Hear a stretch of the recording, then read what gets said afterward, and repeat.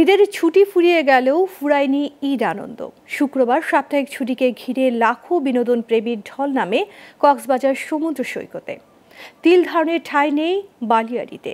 ঈদকে ঘিরে আগেই বুকিং হয়ে গেছে ৩০০-র বেশি হোটেল মোটেল। পর্যটকের এই ভিড় আরও কিছুদিন থাকতে পারে বলে জানিয়েছে পর্যটন ব্যবসায়ীরা। এদিকে দেশের বিভিন্ন প্রান্ত থেকে ছুটে আসা পর্যটকদের নিরাপত্তায় সতর্ক অবস্থানে আছে ট্যুরিস্ট পুলিশ। কক্সবাজার থেকে রহিদুল কবিরের তথ্যচিত্রে ডেস্ক রিপোর্ট।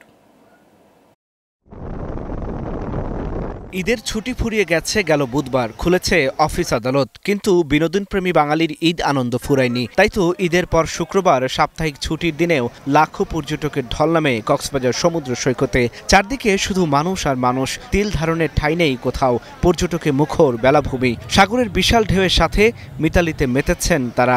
পর্যটকরা বলছেন, কাছ থেকে সমুদ্র দর্শনের অনুভূতি অন্যরকম।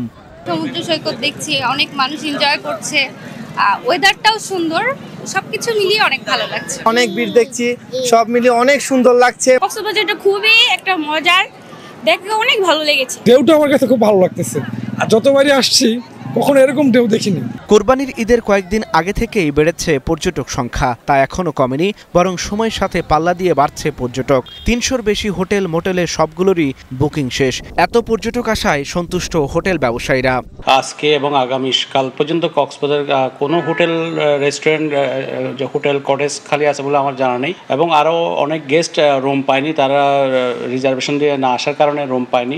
যেভাবে পর্যটক আসছে, ইনশাল্লাহ আমরা যারা পর্যটন ব্যবসায়ী আছে আমরা সন্তুষ্ট, আলহামদুলিল্লাহ। এসব পর্যটক সমুদ্রে গোসলে নেমে যাতে কোনো বিপদে না পড়ে সেজন্য তৎপর লাইফগার্ড কর্মীরা। এদিকে পর্যটকদের নিরাপত্তায় কাজ করছে ট্যুরিস্ট পুলিশ। প্রচুর ভিজিটর আছে, আমরা প্রচুর পুলিশও আমরা নিরাপত্তার দায়িত্বে আছি।